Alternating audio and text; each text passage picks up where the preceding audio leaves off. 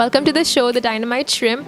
And I'm your host, Simrin. And with me, we have the lovely Mr. Israel. Okay, it's not Israel. It's not the country, it's Israel. Bring to light that we already introduced ourselves, recorded this entire thing, but I forgot to press the on the mic. So nothing got recorded, like the voice. So we're going to repeat the whole thing. Try to make this whole thing spontaneous again.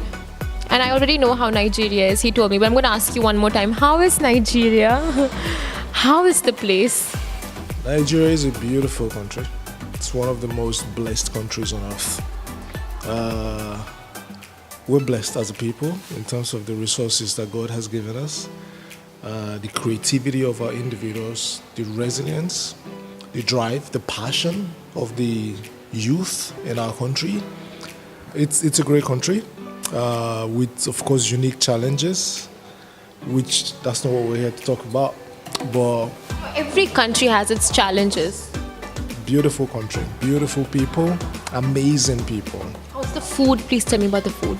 The food has to be good. If not, no one's gonna go. I'm not a foodie. I'm not. Oh my God. Okay, so the best place in Africa. Obviously, Nigeria. Nigeria is the giant of Africa. The biggest. Because you're from Nigeria or anything. You're not being biased. No. Largest economy in Africa, largest population in Africa, largest black population in the world. Tell me, Nigeria is the biggest country and is the best in Africa. No doubt about that. Trust me. How's the shopping there? How's the fashion there? Fashion is evolving. We've got our own local, style, the traditional African style, which is like, you could see it everywhere. The African art is like, really genuine.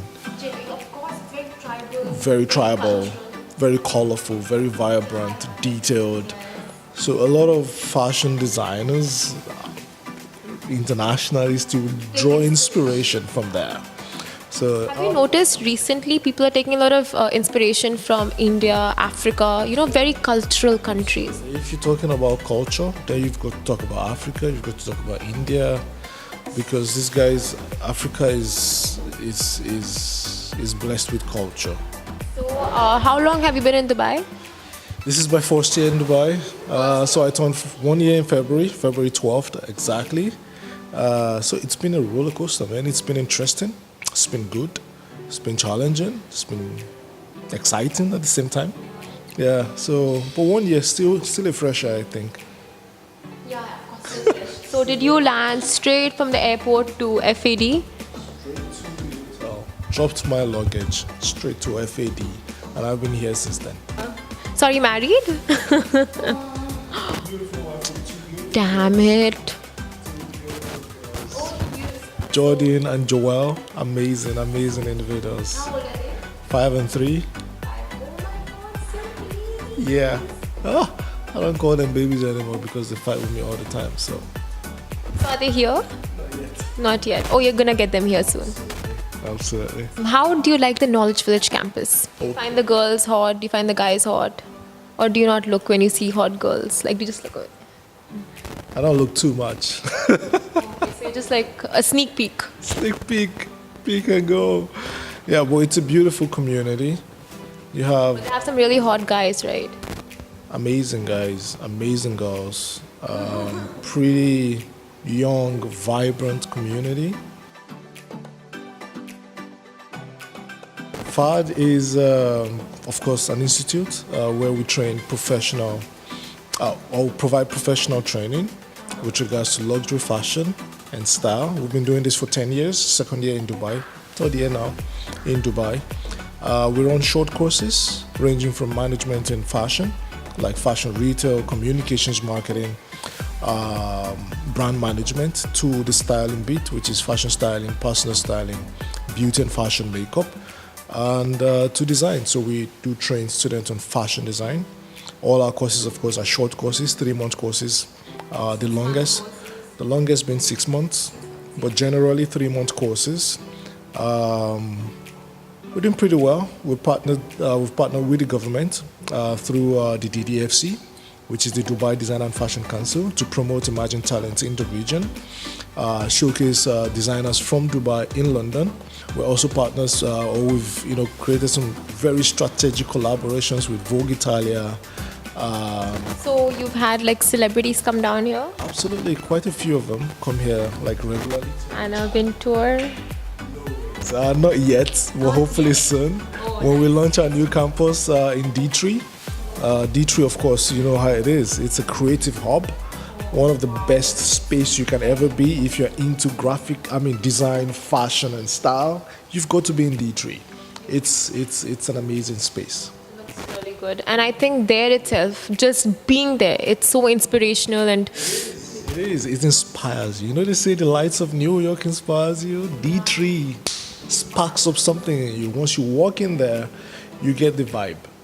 It's a pretty chilled out place. completely modernized, right? Modernized, fancy buildings, fancy people. I love the way people dress there. Amazing place. Amazing place. So they'll be dressed by your students. Absolutely. So we're going to create the looks for them, give them tips every week that they can look forward to, how to dress the next week, create some nice style catalogs. How would you say the fashion industry or fashion in general impacts the media industry? Media and fashion, they go hand in hand. And that's why you have TV stations and channels dedicated to fashion, just talking about fashion events. Most of the celebrity fashion shows or celebrity events or what do you call them? The reality shows on TV, they can't exist without fashion. Nah. Everything is very, like, if not for glamour, no one would watch. TV, they go hand in hand. So you can't talk about media and not talk about fashion. You cannot talk about TV and not talk about fashion. So one of the courses we offer here at FAD is TV and celebrity styling. Because everyone who goes on TV, just before we got on this, you were asking me if I want to do some makeup and stuff. That's fashion, right?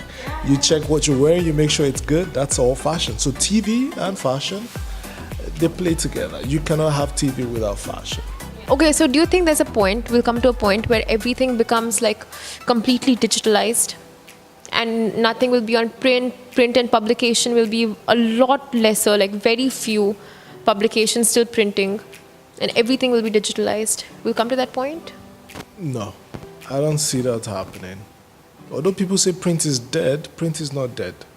We still spend, our bucks on Vogue, Hello. Question. Is print dead? Print is not dead. Yeah, print is not dead at all, and it's not going to die anytime soon. Of course, you cannot ignore the fast pace at which digital technology is growing and changing the way we do things and read books. Now you have ebooks. Yeah. But, you still spend quality time if you want to read. You still buy the hard copy print. Magazines, you can't feel the texture. You can't feel it as much as you're going to enjoy holding a print copy. Right? You can read on your screen because it does help you because you move around with everything. However, when you want to derive joy and satisfaction from reading and enjoying what you're reading, then print is the best way to go about it. Because with print, you can express a lot of emotions in it through the texture, the colors, even the smell of the paper. Everything evokes some kind of feeling when you read print magazines or print publications. So print is not dead. Print is not going to die. Are you sure? Because recently we heard news that Toys R Us, has closed down many of their branches because they are facing bankruptcy because kids they don't want toys anymore. They want iPads, they want electronic devices.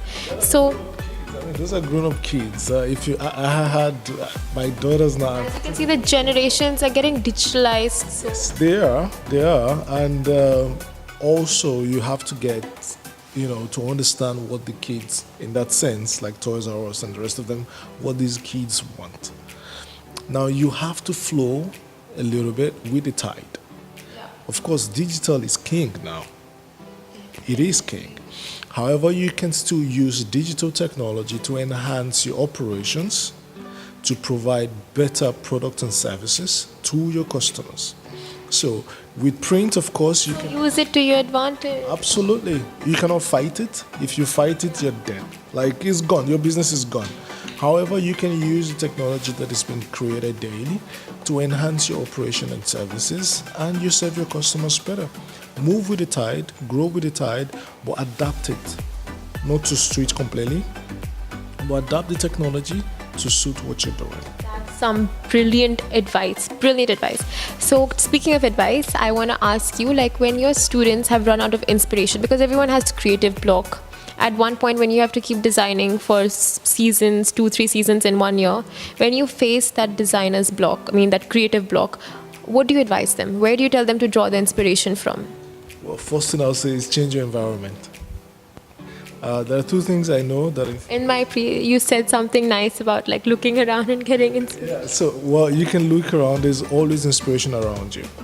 If you're looking in one direction all the time, you're going to draw inspiration from that, and at some point you get that mental block. All you need to do is look the other way, right? So look around, not one direction, but look around.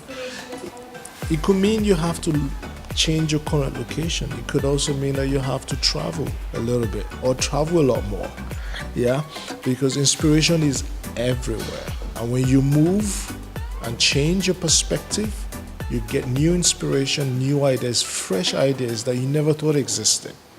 So you could, change your environment, look around you. You get inspired from everything around you. Everything inspires you. So like we were saying earlier, anything around me can inspire me for my next collection if I'm a designer. So would you say traveling is it still important now that we've spoken about digitalization and how everything, like you can see different countries on Instagram, you can, go it's like you can travel the world on your phone. So is it important to travel the world like physically, or now that you have your phones and stuff, like you can draw inspiration from there? The physical travel is king. You can't replace that with technology. When your feet touch the ground of a different country, you feel it. Not as much as when you just browse through your phone. Okay, when you touch the walls of those buildings, that's where you draw inspiration from. So traveling physically is very important for every designer because it gives you a change in environment, and therefore you get some amazing inspiration that can give birth to the next big thing. Do you think this is meant for you? This fashion industry is meant for you? Did you come into the right place? I don't know yet, but I think I love fashion. I'm passionate about it, but more so is the fact that I love art. So for me, art is the most important thing. Being artistic, being creative, for me is the thing that drives me and keeps me going. So it's like driving a car, right? You know how to drive. So, but you could prefer, say, you prefer driving a sedan instead of an SUV, right? But you can drive both, right? So for me, it's art is, I choose fashion right now because I can do fashion because fashion is art. Engineering is art as well, right? So you can switch. So today you're driving a sedan, tomorrow you drive an SUV. It's the same principles because it's all, the foundation is art. As long as the foundation is solid, you can navigate. You can navigate. So tomorrow I can be in graphic design. Today I am here in fashion. Tomorrow I can be in hospitality. It's art. Art of service. Customer service is not my thing. It's an art. It's an art. Understanding the people, knowing how to meet their needs. People are very difficult to understand. So if you can understand them, Yes. It's huge to be a fashion designer. You have to understand not just fashion, but people, trends, material, textiles. There's so much that goes into being a fashion designer. There's a lot that goes into being a fashion designer. It's a lifelong journey. It doesn't end. It never ends because you learn every day. And you can actually draw inspiration from your 6 senses, right? Even smell can give you inspiration. Absolutely, and it's your ability to be able to identify these opportunities, being able to get inspired by the things around you, and converting your ideas onto a real piece. Some people struggle with that. They have the idea, I should be able to create something out of this, but not being able to bring it to life. All right, so it's all a process that every designer goes through. So there are times when you feel like it's not flowing. It's like a songwriter. Sometimes, like a musician, it flows. You release an album, platinum. And then the next album, people wonder, is it the same person? Right? It's like a block, right? Well, sometimes it happens. So designers also go through that phase. They showcase in the fashion week.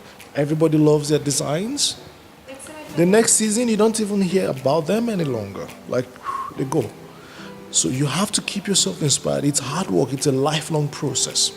So that's why big brands like the Chanel, Gucci, Dior, they're doing pretty good work, research, hard work, year in, year out, season in, season out, and coming out with amazing pieces that people fall in love with. I was watching the Gucci show runway yesterday, and I was amazed what concept they're coming up with aliens, with snakes, with dragons, with human heads. And I was like, whoa. So that's where the inspiration is coming out from this season. So that's how it works. Nice. You have all the insights to their inspirations. They say a soldier is never on holiday, but right now it sounds like even fashionistas, fashion designers are never on holiday either. Never. Are people more into makeup these days? Because makeup has suddenly, like in the recent years, just, seen a sudden growth.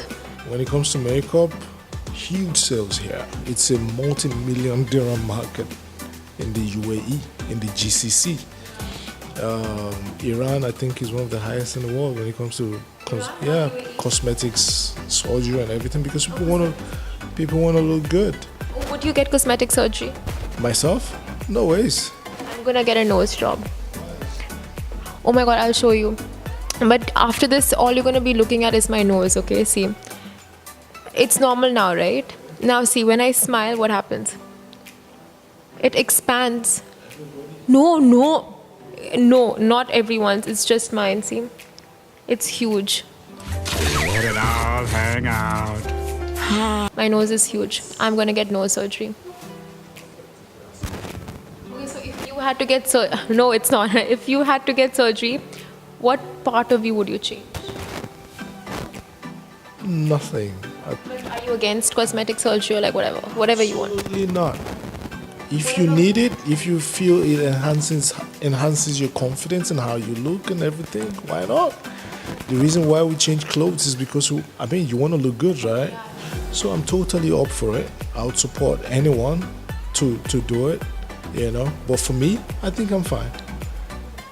I support it too, but unless it's someone who I really hate who gets it, then I'd be like, oh my god, what a fake girl or what a fake guy.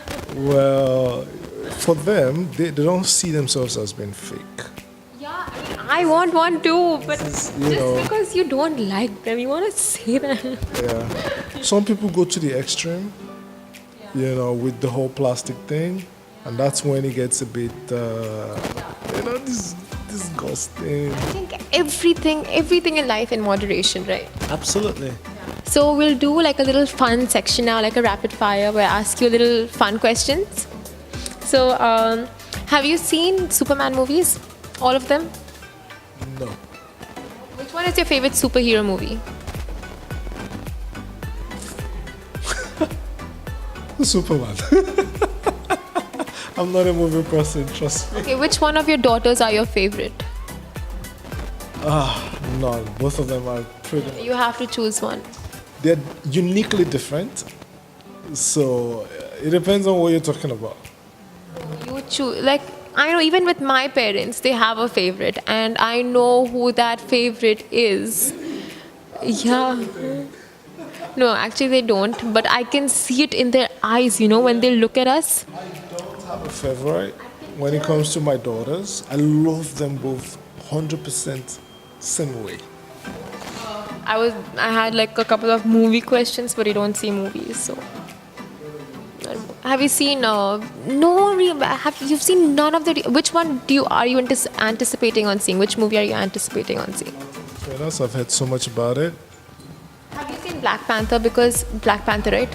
Because I've heard like it's really. I haven't seen it yet, but I've heard such good things about that movie. So much good things about it. Now I want to see it because I hear it's about Africa, so definitely want to see it. You watch Bollywood movies? When I was growing up, yes. Have you seen which ones? Do you remember any? Vijay, Dramendra. Dharmendra? Oh my God, he remembers. He's one of. A lot of Indian movies. He's one of us. Inside. Every Sunday. Then Sunday, like he used to come on your TV.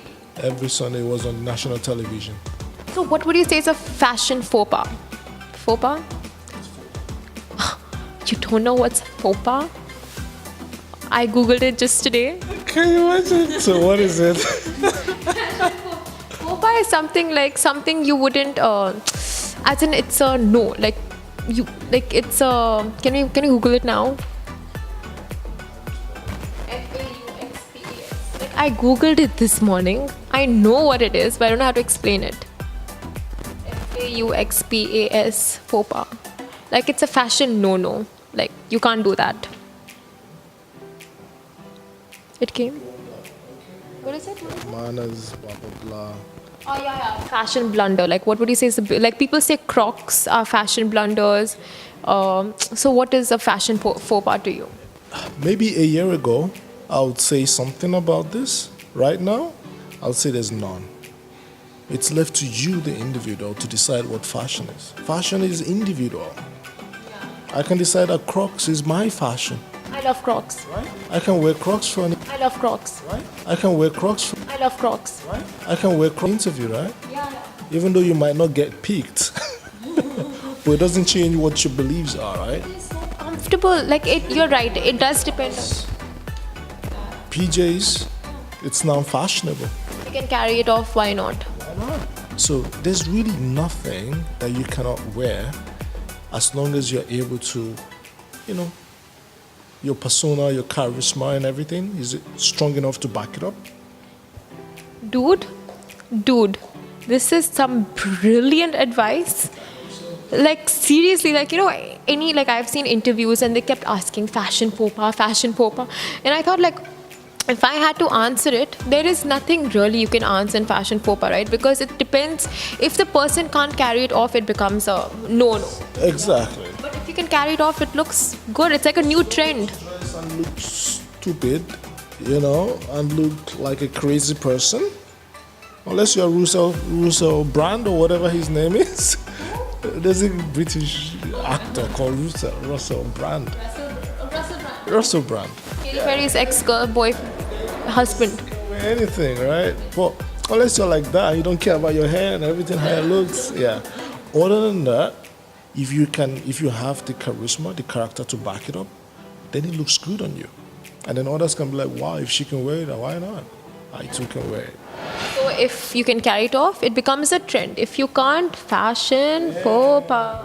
Exactly. So are you a drinker or a non-drinker?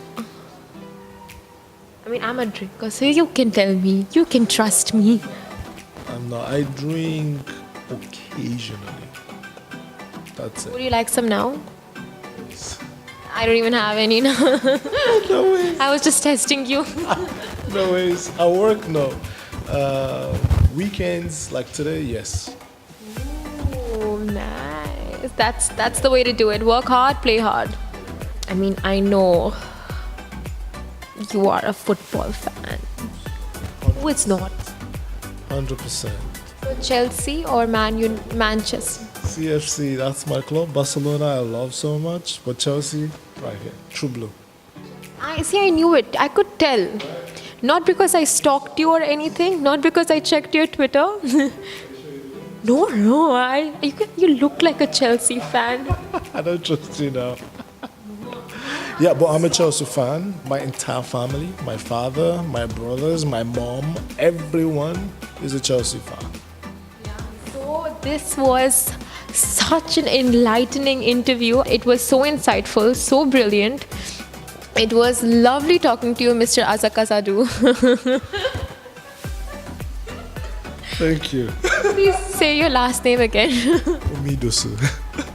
Mr. Omidosu. Omido. Mido.